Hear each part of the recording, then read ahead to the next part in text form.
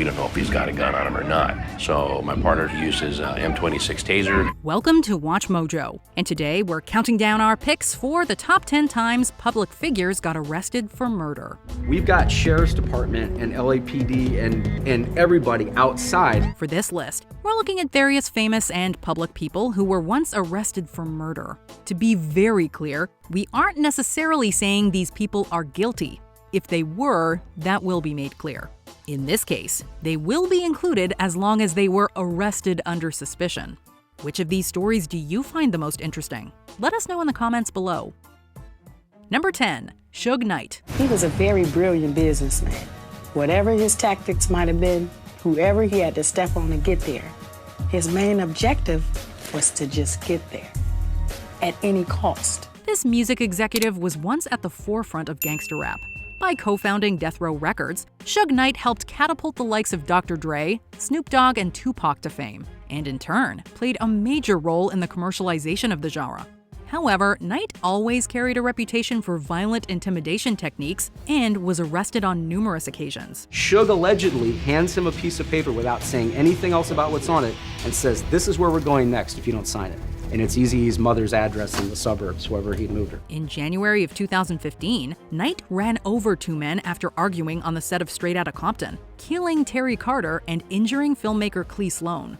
He was arrested for the attack and pleaded no contest to voluntary manslaughter. People we've talked to said it looked like it was an intentional act. Knight's attorney confirming the mogul was behind the wheel of the truck, but saying it was an accident, that Knight was attacked by two other people and trying to escape. Knight is currently serving a 28-year sentence at San Diego's R.J. Donovan Correctional Facility.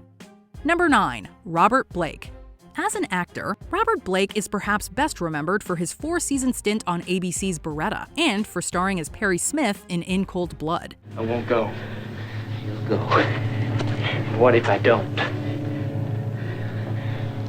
Well then, honey baby, I guess I'll just have to kill you. On May 4th, 2001, Blake's wife, Bonnie Lee Bakley, was shot and killed inside Blake's vehicle, while Blake was allegedly inside a nearby Italian restaurant. Blake was arrested and charged for her death, as a retired stuntman named Ronald Hambleton claimed that Blake had attempted to hire him as a hitman. Now you want to know what happened that night? I'm curious, yeah. No, you're not curious. I am, because you were acquitted. I thought you said you researched all this, so you know what happened that night. Blake was eventually found innocent, resulting in some mixed opinions from the public. Some fans celebrated, while District Attorney Stephen Cooley called the jury, quote, incredibly stupid. Blake was later found responsible for Bakley's death in a civil suit and was ordered to pay her family $30 million. To this day, I hate him. I'm still here. You I'm still here. I didn't die in that box. You got it? I'm still here. Number 8. Phil Spector. It's not often that record producers become famous, but Phil Spector proves the exception.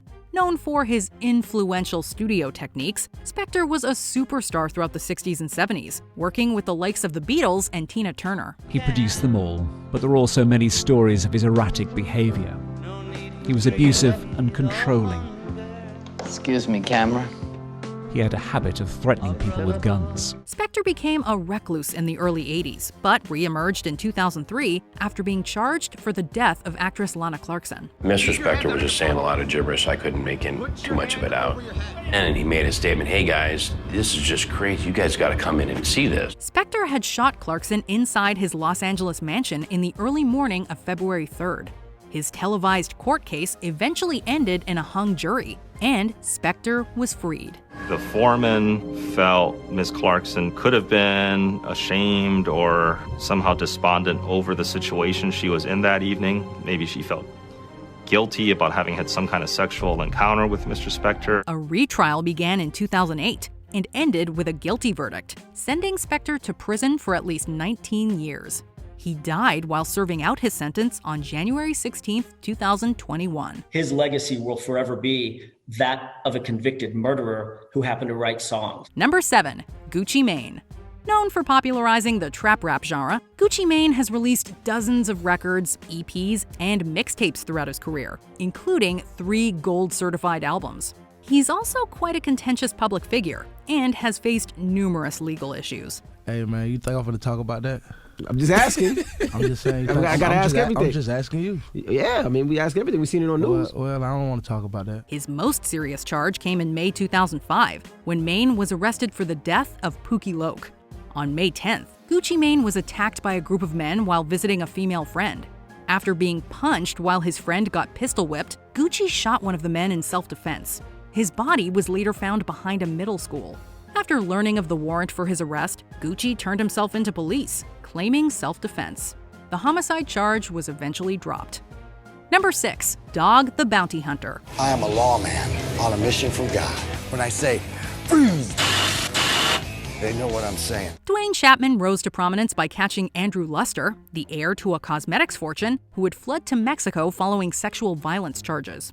He was then given his popular A&E show Dog the Bounty Hunter, which ran for 8 seasons. Some people say, oh, you're a bounty hunter, dog. I say, no, brah, I'm the bounty hunter. But Chapman was on the wrong side of the law before fighting for it. Back in 1976, when Chapman was in his early 20s, he and a friend went to buy marijuana from a dealer named Jerry Oliver.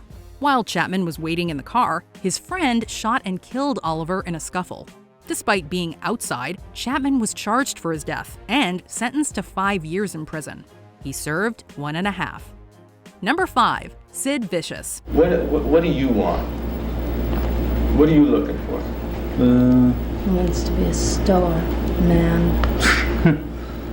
I just want to have some fun, that's all. Real name Simon Ritchie. Sid Vicious is known as the kind of bassist for the Sex Pistols. He's credited on just 2 songs found on the band's only studio album, with most of the bass work being performed by guitarist Steve Jones. On October 12, 1978, Vicious's girlfriend Nancy Spungen was found dead in Manhattan's Hotel Chelsea. She had been stabbed with a hunting knife, and Vicious, who claimed to have found her body, was charged with her death. To watch Sid Vicious, this hopeful, exuberant, enthusiastic teenager, become such a fulcrum of hatred and condemnation, and then ultimately destroying himself and other people and becoming this murderer. It's a tragedy. Vicious gave conflicting reports as to what happened, and at one point admitted to the homicide, stating, quote, "I stabbed her, but I never meant to kill her." In the days after Nancy's death, Sid was racked with guilt over what he might have done and sliding into a deep depression. Vicious died of a heroin overdose before the case went to trial. Number 4, Oscar Pistorius. A disabled person running with able-bodied athletes on the biggest stage in the world. Incredible. Oscar is really big in global terms. Superstar Oscar Pistorius! A prominent South African athlete, Oscar Pistorius has competed in both the Paralympics and the Olympics, winning gold in Athens, Beijing, and London. But just 5 months after the London Paralympics ended, Pistorius killed his girlfriend Riva Steenkamp by shooting her 4 times. Pistorius claims that he mistook Steenkamp for an intruder. He's effectively admitting he shot an innocent person. That puts you in a tough spot legally. So I've got to believe that his best hope is for a lesser charge rather than an all-out not guilty verdict. He was found guilty of culpable homicide and sentenced to 5 years in prison. However, a later case appeal overturned the original sentence and charged Pistorius with homicide. According to them, it didn't matter if Pistorius thought he was firing on an intruder, as he failed to issue a warning and had shot to kill. He was subsequently sentenced to 6 years in prison, and this was later increased to 13. The accused has punished himself and will punish himself for the rest of his life far more than any court of law can punish him. Number 3, Aaron Hernandez. When this day began, Aaron Hernandez was a New England Patriots tight end. Tonight, he is the defendant in a murder case. The subject of a Netflix documentary, Aaron Hernandez once played tight end for the New England Patriots. However, his football career came to an abrupt end in 2013 when he was arrested for the shooting death of Odin Lloyd. Lloyd was connected to Hernandez, as he was dating the sister of Hernandez's fiancée. Friends say the 2 men would often hang out, sometimes even talk football. But prosecutors say something went wrong, shifting their bond from cordial to fatal. The motive behind the killing was never officially established, although some believe that Lloyd knew personal information that Hernandez wanted kept secret. Hernandez was also suffering from a neurodegenerative disease called CTE, and some believe that had something to do with it.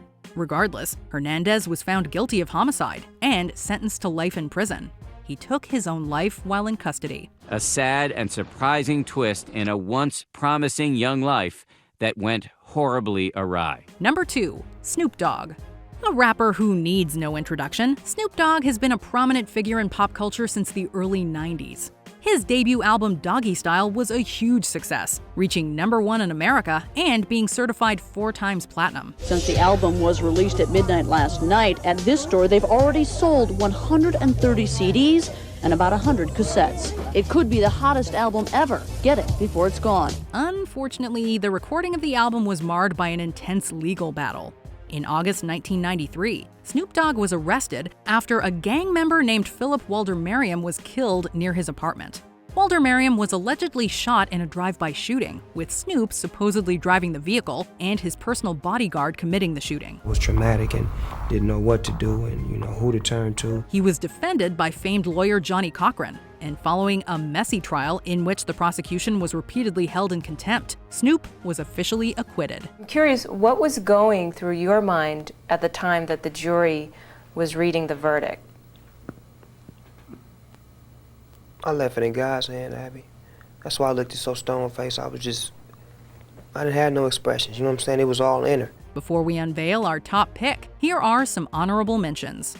Michael Jace, actor from The Shield convicted of second-degree homicide for killing his wife. It happened in their Hyde Park home. Ray Lewis, football linebacker indicted on homicide charges after 2 were stabbed. But the white suit Ray Lewis was wearing that night has never been found. Prosecutors suspected it was stained in the victim's blood and that someone took the knives and suit and threw them all away. Jim Gordon, the drummer for Derek and the Dominos, killed his mother in 1983.